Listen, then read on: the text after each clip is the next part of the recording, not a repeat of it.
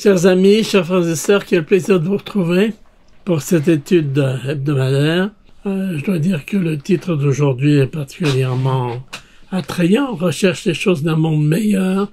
Nous avons tous, à un moment ou à un autre de notre vie, dû faire face à un travail nouveau, un cours nouveau, quelque chose à affronter.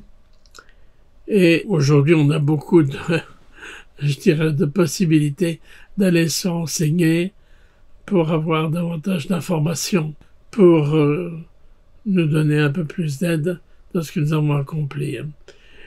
Ça n'était évidemment pas la chose à l'époque de Joseph Smith et des premiers saints qui devaient affronter des situations tout à fait nouvelles, un peu par leurs propres moyens. D'autant plus que la naissance et le développement de l'Église n'étaient pas allés sans persécution. Certains prédicateurs de leur tour avaient perdu de leurs brebis et en voulaient aux saints et à Joseph pour cette perte de leurs membres. Alors, dans la section 23, nous avons 5 révélations en fait qui sont groupées et qui sont faites pour 5 personnes distinctes. Nous avons Hyrum Smith, Samuel H. Smith, Joseph Smith père, Joseph Knight père et Oliver Cowdery. En ce qui concerne Oliver Cowdery, l'avertissement est « Prends garde à l'orgueil, de peur de tomber en tentation ». Vous le savez déjà, mais ça n'est pas une mauvaise chose que de rappeler qu'en 1838, donc seulement 8 ans après l'organisation de l'Église, Oliver Cowdery quittera l'Église, même s'il ne reniera pas son témoignage. Pour ce qui est de Hyrum Smith, le Seigneur lui parle de ses qualités. « Tu ne seras sous aucune condamnation ». Voilà un verset qui est répété plusieurs fois, quasiment pour chacune de ces 5 personnes. Ton cœur est ouvert et ta langue déliée. Alors, des exhortations personnalisées, mais qui quelque part, évidemment, peuvent nous concerner tous. Probablement que certains se sentaient imparfaits, inadéquats. D'autres avaient, tel Hyrum, cherché à faire leur part, lui qui restera fidèle à son frère Joseph jusqu'à la fin, jusqu'au martyre. Il lui est dit, ton appel est d'exhorter, de fortifier continuellement l'Église. C'est pourquoi ton devoir est de pour toujours envers l'Église, et cela à cause de ta famille. Amen. Joseph Smith, père, de son côté, reçoit la responsabilité, verset 5, d'exhorter, de fortifier. Voici, je te manifeste, Joseph Knight, par ces mots, que tu dois te charger de ta croix, en ce que tu dois prier à haute voix devant le monde, aussi bien qu'en secret, dans ta famille, parmi tes amis et en tout lieu. Et voici, ton devoir est de t'unir à la vraie Église et de consacrer continuellement ton langage à l'exhortation, afin de recevoir la récompense de l'ouvrier. Amen. Donc voilà, ces 5 personnages qui sont parmi les premiers doivent faire face à la persécution, mais ils vont faire preuve de persévérance, manifester leur vouloir de servir et de recevoir la récompense de l'ouvrier. La révélation, de la même façon que Samuel sera le premier missionnaire de cette dispensation, Joseph Smith, père, deviendra le premier patriarche de l'Église, suivi de Hyrum Smith, deuxième patriarche. Joseph Knight, pour sa part, sera dès le départ un ami fidèle de Joseph Smith, un grand soutien. Il avait fourni de la nourriture, etc., mais il n'était pas encore baptisé. Voulant attendre d'avoir lu le livre de Mormon, il se fera baptiser peu de temps après. Parlant de prière, Newell Whitney, l'un des premiers convertis, sera invité à prier en public, mais il le refusa, préférant prier en secret, ce qu'il fit dans cette prière personnelle, à tel point que Il réclama le secours de Joseph, qui chassa un mauvais esprit, rappelant ce qu'il avait considéré comme étant le premier miracle de cette dispensation, cette bénédiction de Joseph Smith pour l'aider à surmonter sa difficulté par rapport à la prière. Ceci nous amène à une personne en particulier, à savoir Emma. Avant de dire davantage, rappelons que c'est cette section 24 qui a été donnée à une période d'intense persécution. À l'époque, tout est organisé dans l'Église autour de 3 sites, avec la famille Smith à Palmyra, avec la famille Whitmer à Fayette et avec la famille Knight à Colesville. À cette époque, donc, la persécution s'intensifie autour de Colesville et près de la maison d'enfance d'Emma Smith. À la fin du mois de juin 1830, les réunions eurent donc lieu à Colesville, où un certain nombre de personnes, dont Emma Smith, furent reçues par le baptême dans l'Église. Les opposants à l'Église, d'ailleurs, à ce moment-là, vont essayer de lutter contre ces baptêmes. Par exemple, alors que les saints bâtissent une sorte de barrage pour augmenter le niveau de l'eau, ils vont décrire le barrage qui sera reconstruit très rapidement pour permettre les baptêmes malgré tout. Alors, des persécutions également, puisque c'est à cette époque-là que Joseph se retrouvera attaqué en justice par 2 fois, et même une 3e fois, pour avoir mis le pays en émoi en prêchant le livre de Mormon. Donc il y a beaucoup d'opposition à cette période, et tandis qu'il y a de plus en plus de gens qui veulent le baptême, il y a de plus en plus de gens qui cherchent à détruire le progrès de l'Église. Parlant de cette période, Joseph dira: « Je suis comme une pierre énorme et rugueuse qui descend d'une haute montagne, et le seul polissage que j'obtiens, c'est quand un coin est frotté en entrant en contact avec quelque chose d'autre, en frappant avec une force accélérée contre le fanatisme religieux, la prêtrise, la profession d'avocat, la profession de médecin, les éditeurs menteurs, les juges, les jurés subornés, et l'autorité des dirigeants parjure, soutenus par les foules, les blasphémateurs, les hommes et les femmes licencieux et corrompus, tout l'enfer faisant tomber un coin par-ci et un coin par-là. C'est ainsi que je deviendrai une tige lisse et polie dans le carquois du Tout-Puissant. » Donc beaucoup de persécutions qui font que Joseph est invité à la patience dans ses afflictions. Au verset 18 de la section 24, nous lisons: « Et vous ne prendrez ni bourse, ni sac, ni bâton, ni 2 manteaux, car l'Église vous donnera à l'heure même ce dont vous avez besoin pour votre nourriture, pour vos vêtements, pour vos souliers, pour votre argent et pour votre sac. » Voilà, donc, souvenons-nous que dès le début, dans Joseph Smith Histoire, nous avons cet avertissement de Moroni. Il m'appela par mon nom et me dit qu'il était un messager envoyé de la présence de Dieu vers moi, et que son nom était Moroni, que Dieu avait son œuvre à me faire accomplir, et que mon nom serait connu en bien et en mal parmi toutes les nations, familles et langues. Et Dieu en dira du bien et du mal parmi tous les peuples. Donc il était averti évidemment de ce qui allait se produire immanquablement, cette persécution dont les saints et dont Joseph en particulier serait la victime. De juin à juillet 1830, Joseph ainsi que d'autres saints ont fait l'objet de persécutions intenses.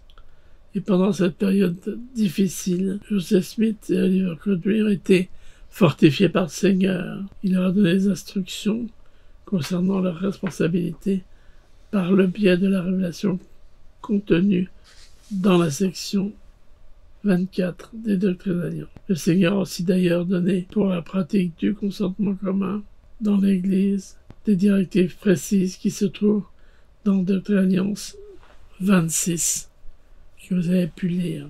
Malgré toute la rage de nos ennemis, nous avions beaucoup de consolation, et de nombreuses choses se produisirent pour fortifier notre foi et nous réjouir. Ils vont devoir aller à Cosville, ils iront à Fayette, à Manchester, pour s'occuper des saints dans les différentes branches. Mais en retour, les saints s'occuperont d'eux.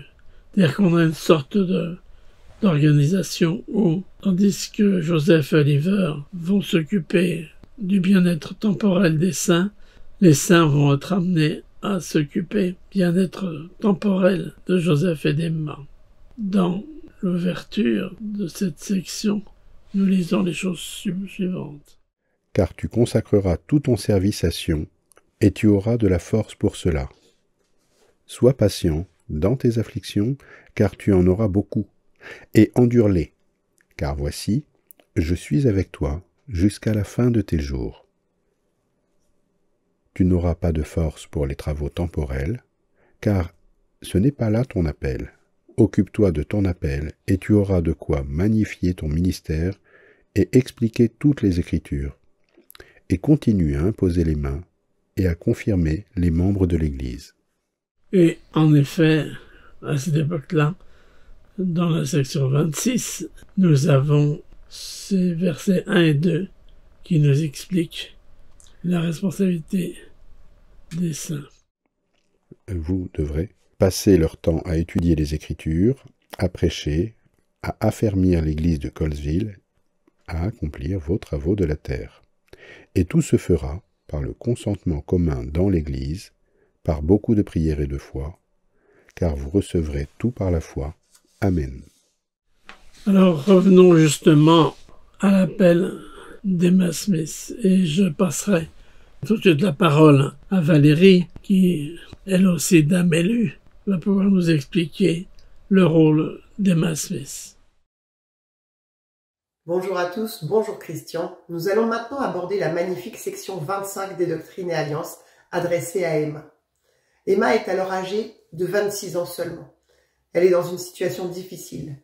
Elle cherche à soutenir son époux dans ses responsabilités spirituelles, tout en étant consciente de son devoir de pourvoir aux besoins matériels de la famille dont les finances sont bien fragiles.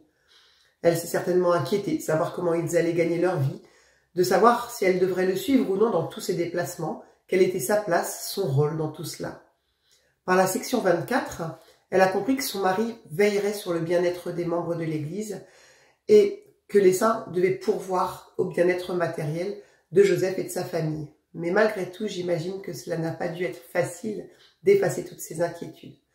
Elle est pleinement consciente des difficultés que rencontre son époux et tous les saints, puisque rien que la difficulté pour elle de se faire baptiser et de recevoir le don du Saint-Esprit en raison des opposants illustre le poids qui devait poser sur ses épaules.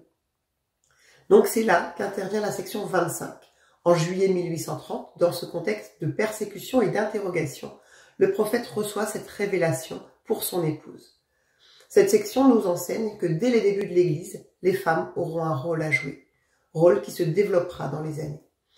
Ici, dès l'abord, le Seigneur confirme qui il est, qui est Emma, leur relation d'alliance, en insistant sur le fait que si elle fait sa part, alors le Seigneur fera la sienne. Versets 1 et 2.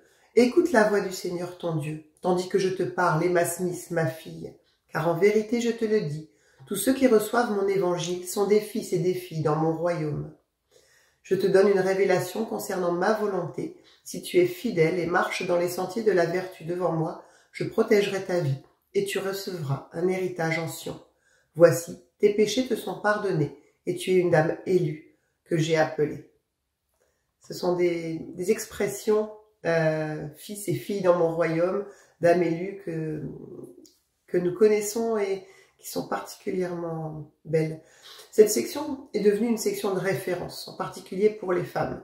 Il suffit de taper dans l'outil Emma Smith ou la section 25 et on voit le nombre de discours de conférences générales qui ont parlé de cette section, en particulier pour les sœurs.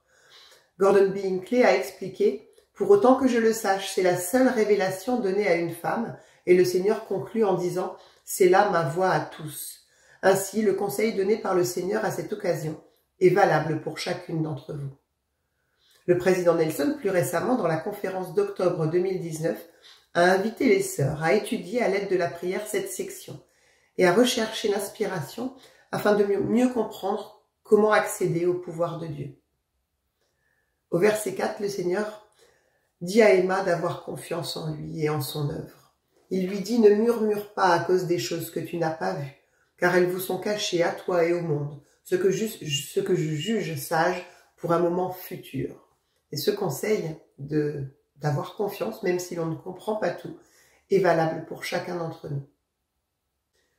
Dans les versets suivants, le Seigneur précise les responsabilités d'Emma dans le cadre de l'appel de son mari.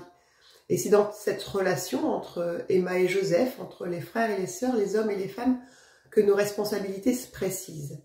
L'office de ton appel sera de réconforter mon serviteur, Joseph Smith, fils, ton mari, dans ses afflictions, par des paroles de consolation, dans l'esprit d'humilité. Et j'aime beaucoup ça parce que mon mari est président de Pieux et j'ai toujours considéré que mon appel premier, parce que j'en ai un dans ma paroisse, était d'être son épouse et de le soutenir dans son appel. Et même si ce n'est pas un appel comme on l'entend avec une mise à part, je le ressens vraiment comme un appel à part entière. Et tu partiras avec lui lorsqu'il partira. Là, c'était une des questions d'Emma, justement. Est-ce qu'elle devait rester à la maison? Est-ce qu'elle devait le suivre? Et tu lui serviras de secrétaire lorsqu'il n'y aura personne pour lui servir de secrétaire, afin que je puisse envoyer mon serviteur Oliver Caudry là où je le veux. Et tu seras ordonné sous sa main pour expliquer les Écritures et pour exhorter l'Église, selon que cela te sera donné par mon esprit. Car il posera les mains sur toi et tu recevras le Saint-Esprit. Et tu consacreras ton temps à écrire et à apprendre beaucoup. Et tu n'as rien à craindre, car ton mari te soutiendra dans l'Église, car son appel est de s'occuper des membres de l'Église, afin que tout ce que je veux leur soit révélé, selon leur foi. En vérité, je te dis que tu délaisseras les choses de ce monde et rechercheras les choses d'un monde meilleur. Cette complémentarité entre Emma et Joseph continue aujourd'hui, entre le prophète et son épouse, entre les dirigeants, les présidences d'organisation, entre les maris et les épouses. Et j'aime cette section parce que, justement, elle me parle personnellement en raison de l'appel de mon mari. Et moi, j'aime l'invitation du Seigneur à apprendre et à rechercher les choses d'un monde meilleur. Avec un appel aussi lourd, l'épouse a naturellement tendance à prendre la place de Marthe et à gérer tout le matériel et les enfants. Et il faut le faire. Et pourtant, il est essentiel de continuer à se nourrir spirituellement pour nous-mêmes, pour le bien-être de nos enfants, de ceux qui sont autour de nous, de ceux que nous avons l'occasion de visiter lorsque nous voyageons dans les unités, mais aussi pour l'équilibre spirituel du couple. Je parle de mon mari, mais j'imagine que c'est pareil pour beaucoup d'autres, et c'est pareil à l'époque de Joseph. Mon mari étudie beaucoup, il est enseigné par les autorités générales, il a de nombreuses occasions de recevoir des expériences spirituelles, et donc il est essentiel pour moi de continuer de me nourrir pour qu'il n'y ait pas de décalage entre nous dans ce domaine, pour regarder cette unité de cœur au niveau spirituel. L'invitation du Seigneur dans ce chapitre, de rechercher les choses d'un monde meilleur, évidemment, va bien au-delà du cadre d'un couple où l'un des deux est un dirigeant. C'est valable pour tous, et comme l'ont dit les prophètes, particulièrement valable pour les femmes.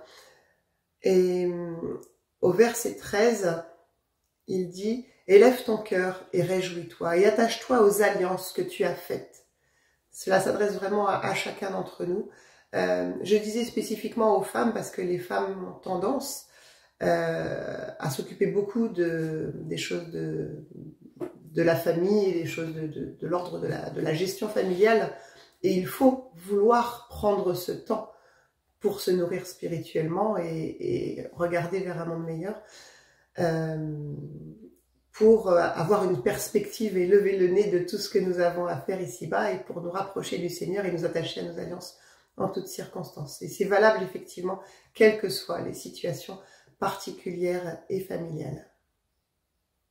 Faisons un petit point sur le verset 7 qui dit « Tu seras ordonné sous sa main ». Le président Joseph Fielding Smith a enseigné. Le mot « ordonné » a généralement été utilisé dans l'Église des premiers jours pour signifier à la fois l'ordination et la mise à part, et aussi dans le sens correct du mot. Les détenteurs de la prêtrise étaient ordonnés pour présider les branches et pour accomplir une œuvre particulière. Les sœurs étaient également ordonnées lorsqu'elles étaient appelées à des tâches ou à des responsabilités spéciales. Aujourd'hui, nous faisons la distinction entre l'ordination et la mise à part. Les hommes sont ordonnés aux offices de la prêtrise et mis à part pour présider les pieux, les paroisses, les branches, les missions et les organisations auxiliaires.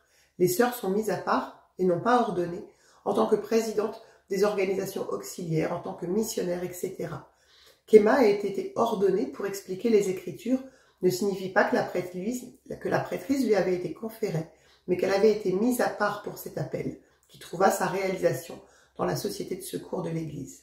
Voilà, petit point, c'est intéressant l'évolution du vocabulaire et des mots employés dans l'Église. Que ce soit dans l'Église en général ou au temple en particulier, les sœurs ont de plus en plus de rôles à jouer. Pour mieux comprendre cette relation entre hommes et femmes dans l'Église, voici une citation d'Elder Batman. « Lorsqu'un homme comprend à quel point une femme est glorieuse, il la traite différemment.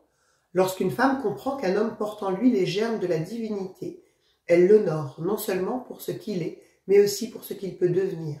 La compréhension de la nature divine permet à chacun de respecter l'autre. La vision éternelle engendre chez les hommes et les femmes le désir d'apprendre les uns des autres et de partager avec eux.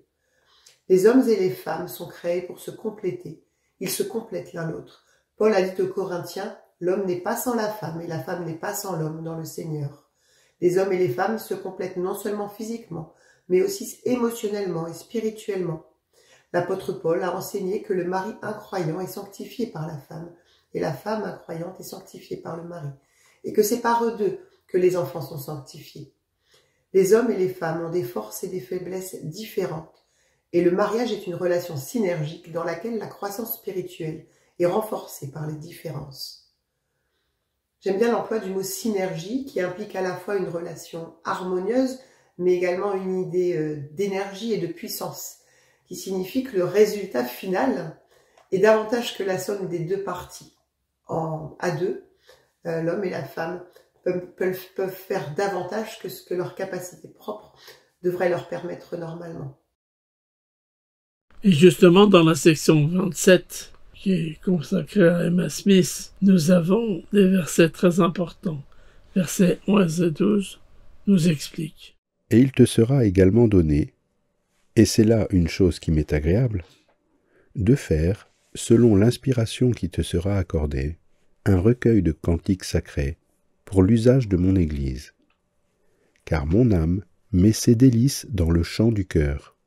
Oui, le chant des justes est une prière pour moi, et il sera exaucé par une bénédiction sur leur tête. » Justement, le rôle de la musique dans l'Église dépasse ce que nous considérons souvent. En effet, nous avons tendance à penser que la musique a eu un rôle au début de l'Église, mais qu'il est peut-être moindre aujourd'hui. Par exemple, on ne chante plus à l'école du dimanche. Et pourquoi pas? Il peut y avoir des moments où un chant est une bonne chose. Et Ian Pingoro, le 9 mai 2021, a développé cet article en 2 points. D'abord, que la musique est indispensable à l'enseignement.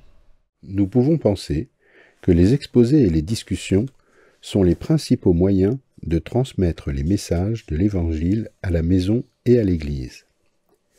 Et il se peut que nous consacrions la majeure partie de notre temps à ces éléments. Mais la musique n'est pas un supplément ornemental. Elle est au cœur même de l'enseignement, avec puissance et avec l'esprit. Comme l'a conseillé l'apôtre Paul au premier saint, que la parole du Christ habite en vous richement en toute sagesse, vous instruisant et vous exhortant les uns les autres par des psaumes, des hymnes et des chants spirituels, chantant au Seigneur avec grâce dans vos cœurs. La musique peut apporter instantanément l'esprit dans une leçon ou une réunion. Le choix d'un chant pour la classe d'école du dimanche ou une discussion, viens et suis-moi, mérite la même réflexion et la même prière que les Écritures que nous choisissons de lire ou la partie de la leçon que nous choisissons de partager. La musique choisie, dans la prière, peut toucher les cœurs et laisser des impressions spirituelles qui peuvent durer toute une vie. Voilà donc cette première dimension de l'importance de la musique qui permet en effet de toucher les cœurs et de laisser des impressions spirituelles qui peuvent durer toute une vie. Et puis l'auteur ajoute un deuxième niveau, c'est-à-dire que la musique est aussi une prière, comme nous le voyons déjà dans la section 25. Il peut être tentant de conclure que Dieu ne se soucie pas de nous, ou que nous ne nous sommes pas dignes de sa sollicitation. Parfois, nous pourrions même avoir envie d'abandonner la prière. Et pourtant, la musique est une forme de prière. En effet, le chant est une prière pour moi, dit le Seigneur. À certains moments, nous pouvons tous nous sentir brisés lorsque le chemin qui s'offre à nous n'est pas clair. Parfois, il peut sembler que nous ne faisons que lancer les mêmes besoins urgents vers le ciel, sans réponse ni résolution. Dans ce moment-là, il peut être tentant de conclure que Dieu ne se soucie pas de nous, ou que nous ne sommes pas dignes dans sa sollicitude. Parfois, nous pourrions même avoir envie d'abandonner la prière. Pour les moments où nous ressentons un manque de connexion spirituelle avec le ciel, voici une vérité réconfortante. La musique sacrée peut en fait être une forme de prière. Le Seigneur lui-même l'a expliqué lorsqu'il a chargé Emma de rédiger notre premier recueil de cantiques. Car mon âme prend plaisir au chant du cœur, et le chant des justes est pour moi une prière. Et lorsque nous lui offrons sincèrement le chant de notre cœur, le Seigneur a promis de toujours répondre par une bénédiction. Et il sera répondu par une bénédiction sur leur tête. C'est pourquoi, élève ton cœur et réjouis-toi. À un moment difficile de ma vie, je n'ai pas pu discerner les réponses à mes prières sincères pendant une longue période. Une de mes amies très chères traversait elle-même des difficultés, mais lorsque nous jouions et chantions ensemble des hymnes et des chants évangéliques, nous éprouvions souvent des sentiments de réconfort et de témoignage. Je reconnais aujourd'hui que le Seigneur tenait sa promesse. Il répondait au chant de mon cœur, encore et encore, et cela m'a vraiment aidé à élever mon cœur et à continuer. Nous allons pouvoir suivre ce que Elder Nelson a développé en 2006 lorsqu'il a parlé de nourrir le mariage. Après ce beau passage sur le pouvoir de la musique et des chants et les commentaires inspirés de Christian, revenons sur le couple. Dans un discours donné en avril 2006 qui s'intitule « Nourrir le mariage », Elder Nelson, à l'époque pas encore le président Nelson, a dit « Mais voici ce que je sais. Je sais que le mariage entre l'homme et la femme est ordonné de Dieu et que la famille est essentielle au plan du Créateur pour la destinée éternelle de ses enfants. Je sais que la terre a été créée et que l'Église du Seigneur a été rétablie afin que les familles puissent être scellées et exaltées en tant qu'entité éternelle. Et je sais qu'une des méthodes astucieuses de Satan pour saper l'œuvre du Seigneur est d'attaquer les institutions sacrées que sont le mariage et la famille. Le mariage apporte de plus grandes possibilités de bonheur qu'aucun autre type de relation humaine. Cependant, il y a des couples mariés qui n'atteignent pas leur plein potentiel. Les conjoints laissent leurs histoires d'amour rouillées. Ils ne font plus attention l'un à l'autre. Ils laissent d'autres intérêts ou des nuages de négligence obscurcir la vision de ce que pourrait être vraiment leur mariage. Les mariages seraient plus heureux si on en prenait mieux soin. Je trouve ces paroles magnifiques. Je suis en accord complet avec le président Nelson sur l'affirmation que le mariage peut offrir le plus grand des bonheurs. Mon mari et moi, nous nous efforçons de prendre grand soin de notre mariage parce que nous sommes conscients des promesses de bonheur ici-bas et dans les éternités que nous avons reçues, et conscients aussi des efforts acharnés de l'adversaire pour saper les mariages. Je suis cependant consciente que de nombreux couples sont en souffrance. L'invitation de Russell M. Nelson est simple, mais elle est puissante. Prenons mieux soin l'un de l'autre. Prenons mieux soin de notre mariage. Et des miracles sont possibles. Dans la section 26, comme nous l'avons vu, nous nous engageons en levant la main à soutenir nos dirigeants. Et ce soutien peut être tout à fait effectif, comme l'a développé Elder Holland. Je vous remercie particulièrement de soutenir vos dirigeants, quelles que soient leurs limites. Ce matin, par consentement commun, vous avez volontairement soutenu les officiers présidents dans le royaume, ceux qui détiennent les clés et les responsabilités de l'œuvre, dont aucun n'a recherché le poste ou ne s'est senti à la hauteur de la tâche. Même quand le nom de Jeffrey Holland a été proposé à la fin, comme le moindre des nouveaux ordonnés, votre bras s'est fraternellement levé. Vous dites à frère Holland, à travers ses larmes et ses nuits sans sommeil, « Reposez-vous sur nous.